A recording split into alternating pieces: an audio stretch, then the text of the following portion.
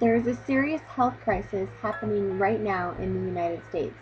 A very scary one, and you can't see it, you can't touch it, but it affects all races, all genders, the young and the old, and everyone in between.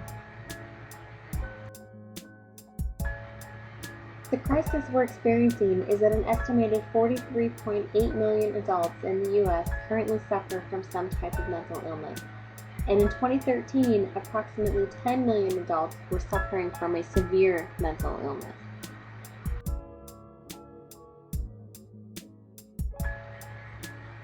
An even more startling statistic is that over 20%, or 1 in 5 children, currently or at some point in their lives have had a seriously debilitating mental disorder. However, only about half of these children actually receive any treatment for their disorder.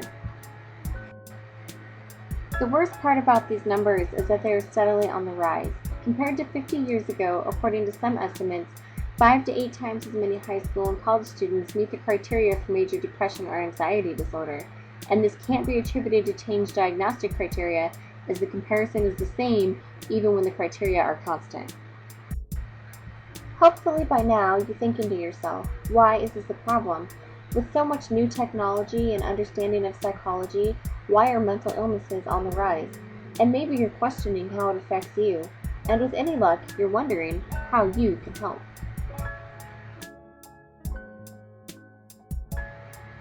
So why is this a problem?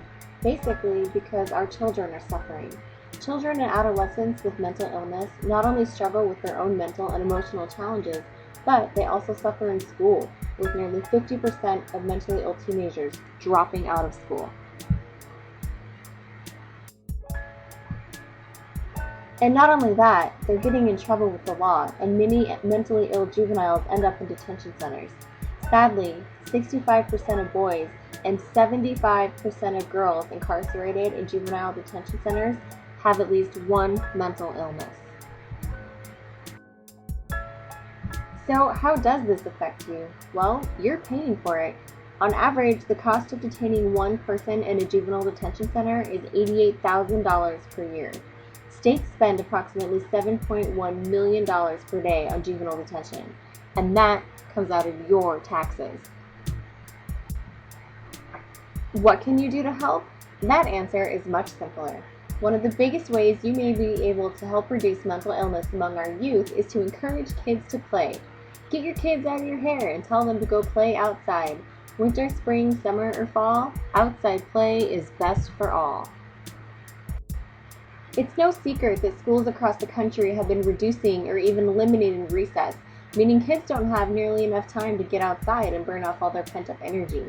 This is an unfortunate and devastating side effect of the increased testing demands and high standardized testing goals. The problem is, it's not working at all. For years now, researchers and child psychologists have been concerned about how reducing playtime could have a negative effect on childhood learning. It seems like common sense that kids need some breaks during the school day, if not just to burn energy, but to let their minds recharge. Learning is hard work. But recently, it's becoming evident that a lack of playtime and an increased focus on extrinsic goals such as standardized test scores may not only hinder a child's ability to learn successfully, but it could be a contributing factor to mental illness, specifically anxiety and depression among children.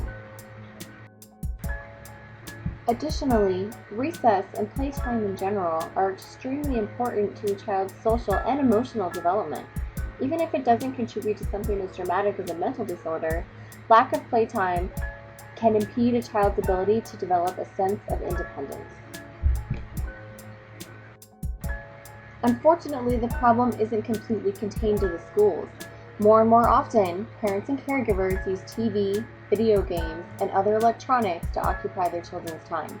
When they should be outside, playing independently, they're actually spending extra time indoors, playing under the supervision of their parents. On top of that, numerous children often don't even have the opportunity for independent play. Aside from less recess at school, many parents make sure every minute of their child's day is scheduled with adult-supervised activities, leaving kids with little to no opportunities to make their own decisions. A big part of the problem, though, is that it can be difficult to convince people that the way to happier, healthy children is through play. With schools so focused on improved test scores and parents doing their best to keep their children from making any mistakes, it's hard to know how to help the situation. Thankfully, there are a couple ways that you can help. First of all, encourage kids to go play, whether it's your own children, your nieces or nephews, or even the next door neighbor. Limit TV time and electronics to 1 hour per day and encourage them to get out there and start playing. Another thing you can do is become an advocate for recess in schools. The International Play Association is an interdisciplinary, non-governmental organization that advocates for a child's right to play. You can join them for free and learn about conferences and workshops and numerous different ways that you can advocate for more independent playtime for children. It's impossible to ignore that the mental health of our nation is starting to decline.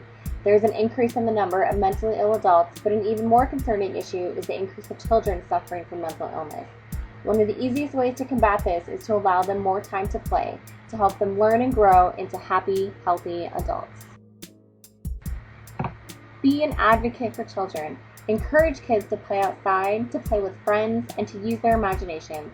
Allow them the time and space that they need to grow and develop their full potential. Let's all go play.